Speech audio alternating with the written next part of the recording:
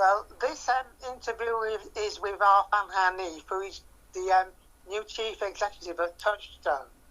He's been with Touchstone for quite a long time, and I'm going to start off by asking him about his early life before he came to Touchstone. Thank you, Roderic, and hello to everyone. I'm Arhan Hanif, recently appointed as the Chief Executive for Touchstone, but currently one of the Operations Directors. And as Roderic has already highlighted, I've been working for Touchstone for many years now, since late 2012, so about 8.5 years. So a bit about me. I'm originally from Stoke-on-Trent. Stoke-on-Trent is famous for potteries, so a very good chance if the plates and cups you've got in your house, they may have come from Stoke-on-Trent. So that's where I come from. So I was born and bred in Stoke-on-Trent. I'm of a Kashmiri, Pakistani Muslim heritage. My parents were immigrants who came Dad came in the early 60s, my mum came in the late 60s. And what I would say growing up was I experienced a lot of racism, a hell of a lot of racism. And people are talking about it, how bad it is today. It was very, very horrific in the 70s. So anyone from a black minority ethnic background growing in the 60s and 70s and some of our parents, they would have suffered horrific forms of racism. Obvious, it was in mainstream media. Children would get abused by adults and so on due to their skin colour or their ethnic origin. So I grew up in an environment full of racism wherever I went, and especially in Stoke-on-Trent, which is not a diverse city. I would say there was a high degree of racism compared to other areas. So that very much influenced the way I looked at the world. I realised I belonged to an oppressed minority. I realised very early on that life was going to be hard. And I also realised if it's going to be hard, I have to work twice as hard to get the same rights as the host citizens of this country, or at the time what I'd call host, but say white British people. So yes, I had to work hard. I came from a working class background. We weren't rich. My dad worked in factories all his life, most of his life, and lost his job in the 80s. I went to the worst school in my county, one of the worst sort of O-level performance at the time, CSE or whatever it was. No one really gave a chance, but I used education as a route out. Education to inform myself, and in my teens I began to develop consciousness, political consciousness about people's rights and so on. So for me, education was important as a route out of the poverty, the oppression I was in. And often they say education is the route out. You need to educate people so they can help themselves and help others. So that's a philosophy that I use. In my home life, it was quite difficult. My parents were quite traditional, and I had a forced marriage whilst I was in high school, a latter part of my high school, which was quite traumatic at the time. Your rights are taken away. So I've been married for now 36 years, which surprises people, which is 3/4 of my life almost that I've been married for. I'm still happily married with the same individual, but that was quite traumatic, and there's quite a few people that have had forced marriages, and often there's a misconception there's always girls. It can happen to boys as well, and now there's laws against it, but that had an experience. I ended up going in university, the first one in my family, going to university, but I decided not to do a vocational course or a degree like medicine or law or anything like that, because I wanted to do a degree that informed me of who I was. I ended up in local government. I did a bit of anti-racist work. However, I was never able to be authentic. I didn't feel right. Something didn't feel right. And all these traumas eventually came into one time when I hit a crisis. And then I was sectioned under the Mental Health Act, which completely changed the way I've looked at life. Before I was sectioned, I was in a high-powered role, successful, managing resources and people and so on in a large statutory organisation, and overnight it changed. So that was how I came to Touchstone as a service user. So my first time I was in a Touchstone building was in a support centre in Hare Hills as a service user, because I came to an appointment. So this is how I came to Touchstone. I had no job at the time. I was on medication. I had 2 or 3 professionals allocated to me, mental health professionals at the time. And I thought I'd never, ever get to where I was. It felt like all that hard work, education, it meant nothing. The past traumas finally got to me. However, as I built my confidence and met service users and staff and realised I wasn't alone. Sometimes when people have mental health, it feels like it's a lonely place. It's not really a lonely place. Many of us experience that. And it's that empathy. And then I realised that compassion that people had. And bit by bit, I came out. My true self came out. Previously, it was Arhan, the head of this, Arhan working for X organisation. It was never me. So, first time in my life, Roderic, is I feel like I've come home. As in, it feels like, I feel this is who I am, and I feel comfortable and feel included. A lot of trauma, but Touchstone helped to address some of that trauma, and it still continues to do so. And that's the reason why I took up the role of Chief Executive. So in simple terms, I'm not a Chief Executive, really. I'm a service user who just happens to have a job with a title called Chief Executive. And what motivates you? What motivates me? A position doesn't. Having a job called ex-director or chief executive, that doesn't motivate me. What motivates me is doing something good. To have good intentions. If you have good intentions for others, there's no losers. It's a win-win. And for me, what motivates me is I want to do good things for people who might be less fortunate. But more importantly, I'm driven by this view that the degree of injustice and unfairness. I personally experienced it. Others experience it. And anyone who is in a mental health system, regardless what your background is, we all feel that this is not right. It doesn't feel just. It doesn't feel humane. It doesn't take into account that we're human beings. And I think it's wrong. And for too long, those people who come from a professional background, maybe medicine, psychology, CBT, they've controlled things for too long. They don't know what we feel. They don't really know how our mind thinks. They might have a degree, they know a little bit, but yet they control everything. And that's what motivates me, is to challenge these people. Yes, we need clinical support medicine to complement things, but they shouldn't lead this agenda. People should. Service users should. So, for me, it's that injustice. It's always motivated me, and throughout my career, I've done roles which have been motivated about something that's wrong. It's unjust, it's wrong. And for me, that's the reason why I'm doing this role, is that as Chief Executive, I will, wherever I go, one thing will be common is I will do whatever I can to address inequalities, whatever I can to ensure the voice of service users is heard. My motive is to do things that benefit people that are vulnerable, disadvantaged, and are treated in an unjust way. And I will not do this alone. I will do this with my trustees, SMT, staff, service users, peers, volunteers, our partners. I really want to change the way in which people look at mental health. We are human beings, and we need to be treated with compassion. And that's my motive. I've got no other motive. I'm not interested in anything else.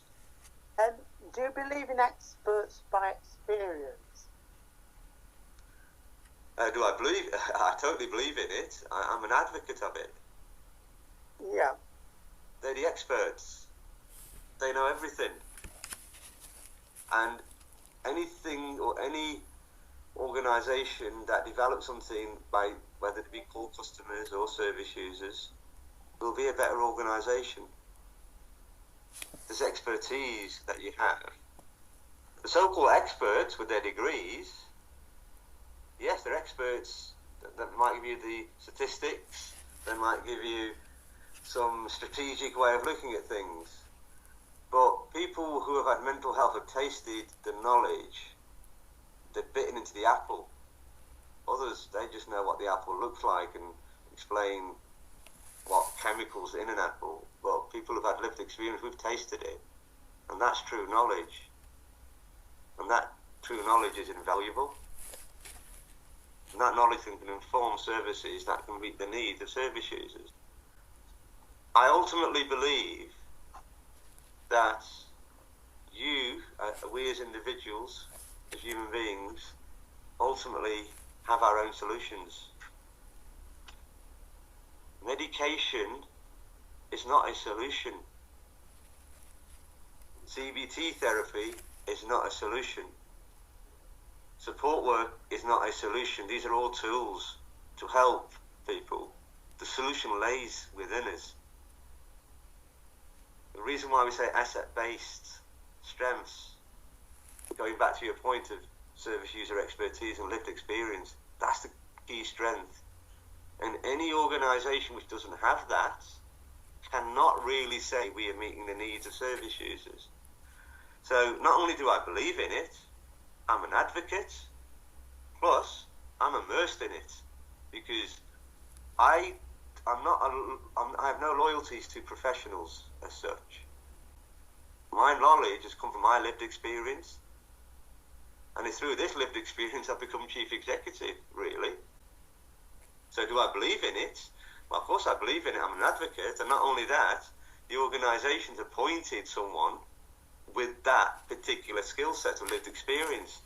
I do not have a degree in psychology or, until I joined Touchstone, a career in mental health. But I don't even class it as a career in mental health. I just happen to be an ops director currently in an organisation.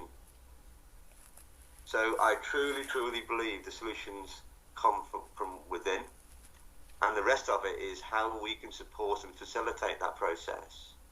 The other things are not solutions, they are tools, but sometimes they become the end in itself by those in power.